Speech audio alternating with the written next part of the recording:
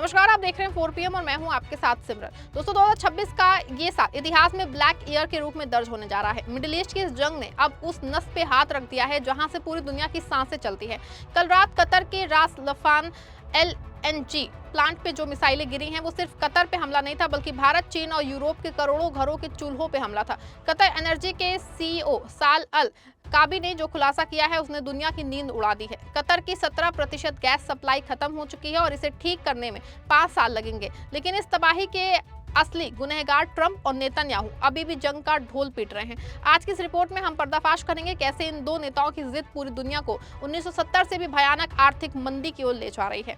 दोस्तों, इजराइल ने बुधवार की रात ईरान के साउथ पार्ट्स गैस फील्ड पे आक्रमण करके भयंकर नुकसान पहुंचाया था। हालांकि जैसे ये बात सामने आई है, ट्रंप का तुरंत बयान आया है कि इजराइल अब दोबारा ऐसी गलती नहीं करेगा। ट्रंप ने तो यहां तक दावा किया था कि अब इजराइल दोबारा ऐसा नहीं करेगा। खुद इजराइल ने भी इस बात को माना था कि अब वो किसी भी गैस फील्ड पे हमला नहीं करेंगे, लेकिन उससे पहले ही ईरान ने जोरदार जवाब देते हुए कतर के रास लफान गैस फील्ड पे हमला करके पूरी दुनिया को दहला दिया। आपको बता दें कि कतर दुनिया का दूसरा सबसे बड़ा गैस एक्सपोर्टर है। पूरी दुनिया की 70% खपत अकेले कतर ही पूरी करता है। यहाँ तक कि भारत का सवाल है तो भारत अपनी जरूरत की 40 से 50% गैस कतर से लेता है। इस हमले के बाद भारत में CNG और PNG के दाम रातों रात आसमान छूने लगे हैं। चीन, जो अपनी इंडस्ट्री कतर की गैस पे चलाता है, वहां भी हाहाकार मचा है। साहब, कतर ने साफ कर दिया है कि अगले 5 साल तक वो अपनी पुरानी क्षमता से गैस नहीं दे पाएगा। इसका मतलब समझे आप? भारत के उर्वरक कारखाने, बिजली घर और शहरों की गैस सप्लाई पूरी तरह चरमरा जाएगी। ट्रंप साहब ने कहा था कि वो ग्रेट अमेरिका बनाएंगे, लेकिन उन्होंने अपने दोस्त नेतन्याहू के साथ मिलकर पूरी दुनिया का दिवाला निकालने का इंतजाम कर दिया है। ईरान के हालिया हमलों से कतर की गैस इंडस्ट्री को बड़ा झटका लगा है। कतर एनर्जी के CEO साद अल काबी के मुताबिक देश की तकरीबन 17% LNG निर्यात क्षमता प्रभावित हुई है, जिसमें सालाना करीब $20 अरब का नुकसान हो सकता है। कतर के आधिकारिक बयान के अनुसार इन हमलों से लिक्विफाइड नेचुरल गैस LNG बनाने वाली 2 ट्रेनें, ट्रेन 4 और ट्रेन 6 क्षतिग्रस्त हो गई हैं। इन दोनों की कुल उत्पादन क्षमता सालाना 12.8 मिलियन टन है, जो कि कतर के कुल निर्यात का लगभग 17% है। हमले में कतर के रास लफान LNG प्लांट समेत कई अहम गैस सुविधाएं क्षतिग्रस्त हुई हैं। कम से कम 2 LNG ट्रेन और एक गैस टू लिक्विड प्लांट जो है बंद हो गए हैं, जिसकी मरम्मत में 3 से 5 साल लग सकते हैं। इसका असर भारत, चीन, यूरोप और दक्षिण कोरिया जैसे देशों पर पड़ेगा, जो कतर से गैस आयात करते हैं। आप सबके भरोसे से हमने हमेशा मजबूत और सच्ची पत्रकारिता की है। चैनल को आप सबने सब्सक्राइब तो कर ही रखा है, हमारे चैनल को ज्वाइन भी कीजिए। हमारे चैनल के मेन पेज पे जाइए, जहां सब्सक्राइब लिखा होता है, ठीक उसी के बगल में आपको ज्वाइन का विकल्प दिखेगा। ज्वाइन बटन पे क्लिक करके पेमेंट प्रोसेस पूरा होते ही आप हमारे सफर का मजबूत हिस्सा बन जाएंगे। कतर एनर्जी ने इटली, बेल्जियम, चीन और दक्षिण कोरिया को होने वाली LNG सप्लाई पे फोर्स मेजोर लागू करने की बात कही है, यानी हमले के कारण कंपनी तय सप्लाई देने में असमर्थ होगी। हमले के बाद कतर के अन्य ऊर्जा उत्पादों, कंडेंसेट LPG, हीलियम और नेफ्था के उत्पादन में भी गिरावट आएगी। ब्रिटेन की कंसल्टेंसी वुड मैकेंजी ने बताया है कि पहले विशेषज्ञों को उम्मीद थी कि कतर में उत्पादन रुकने के बाद वैश्विक LNG सप्लाई में थोड़ी समय के लिए बाधा आएगी, लेकिन इस हफ्ते हुए हमले में रास लफान को भारी नुकसान पहुंचा है। जी हाँ, रिपोर्ट में कहा गया है कि हमले से पहले उम्मीद थी कि उत्पादन फिर से पूरी क्षमता पे आने में 4 से 6 हफ्ते लगेंगे, लेकिन अब माना जा रहा है कि नुकसान और मरम्मत की जरूरत के हिसाब से ये समय और ज्यादा बढ़ सकता है।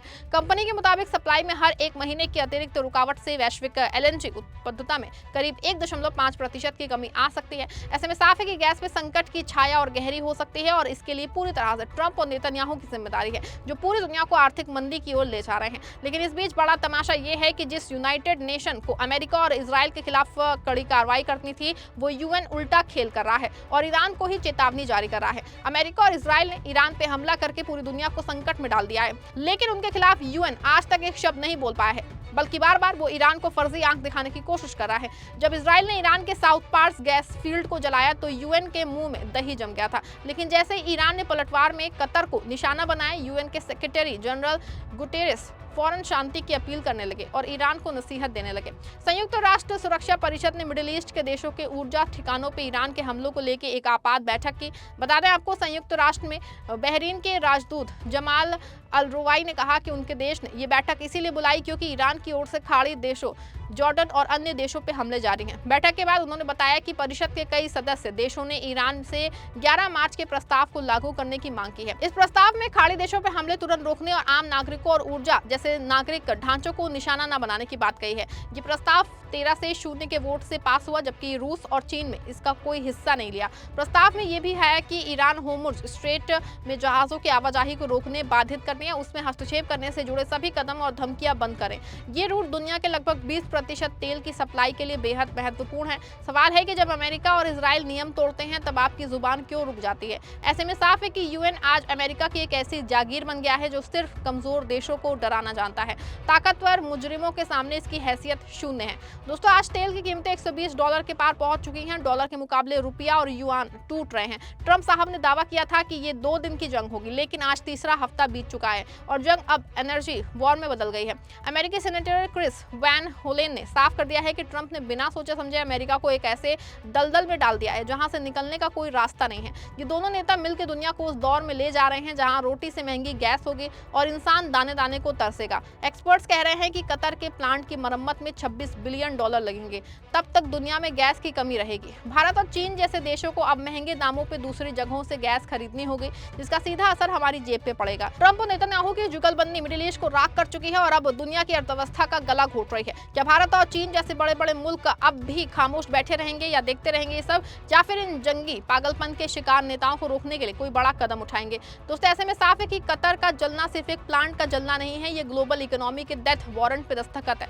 आज अगर अब हमने ट्रंप और नेतन्याहू की जिद के खिलाफ आवाज नहीं उठाई तो आने वाले 5 साल हम सभी के लिए बहुत भारी पड़ने वाले हैं। आपको क्या लगता है कि भारत को इस मामले में हस्तक्षेप करना चाहिए? क्या ट्रंप वाकई दुनिया को मंदी की ओर ले जा रहे हैं? अपनी राय कमेंट में दीजिएगा, वीडियो को लाइक और शेयर करिएगा।